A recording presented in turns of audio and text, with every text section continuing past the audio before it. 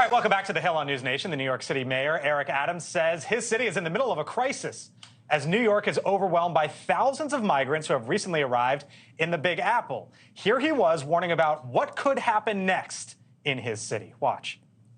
We're getting no support on this national crisis, and we're receiving no support. I don't see an ending to this.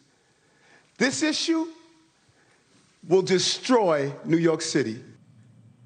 Joining us now, Republican Congressman from New York, Congressman Anthony D'Esposito. Congressman, thanks for being back here on the Hill. Appreciate the time as always. You just heard Eric Adams there. He says it is going to destroy New York City.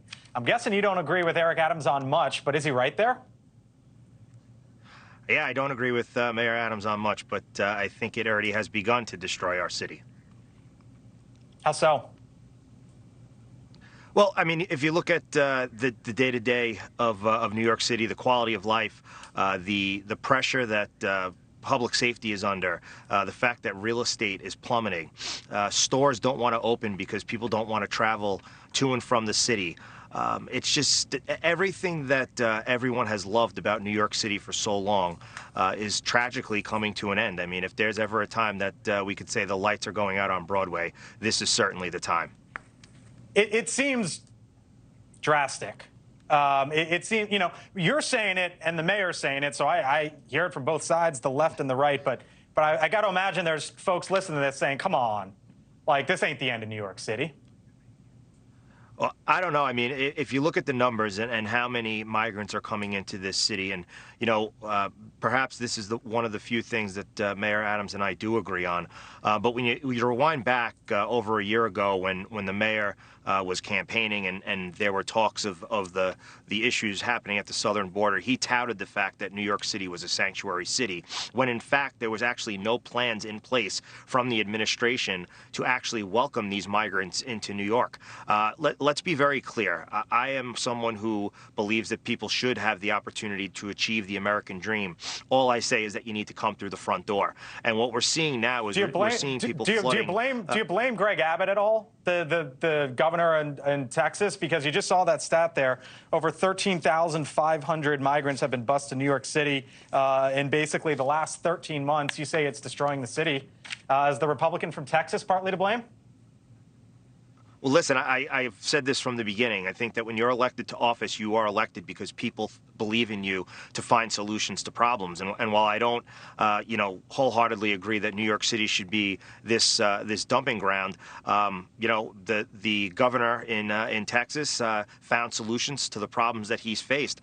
He never said that he was a sanctuary city, while there's others in blue states throughout the country who, again, touted the fact that they were welcoming people with open arms, when in fact there was no plan in place. And now the mayor has called on a 5% decrease across budgets for all city agencies. And I believe he said it's one now, one in a few months, and one in a few months from there. So we're looking at a 15% cut in departments throughout the city. And that's public safety. That's our building department. These are now resources taken away from hardworking, tax-paying New Yorkers.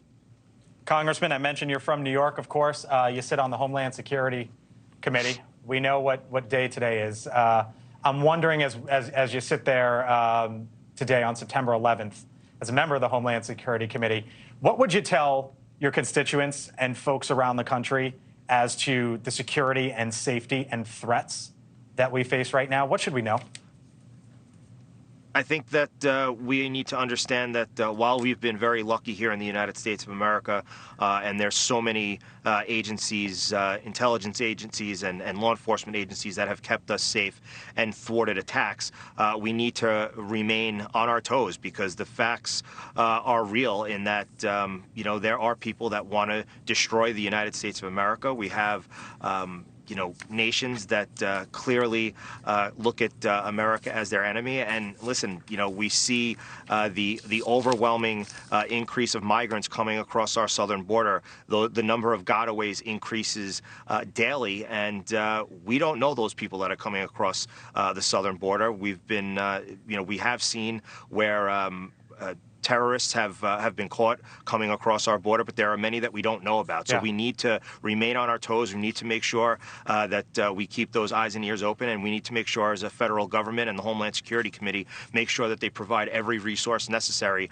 to law enforcement agencies, not only the big ones like the NYPD, but even the smaller ones in local counties and states, to make sure that we work together cooperatively to make sure we keep each other safe. Thanks for watching. Go to newsnationnow.com to find NewsNation on your television provider. And don't forget to subscribe. Click the red button to get more of NewsNation's fact-driven, unbiased coverage.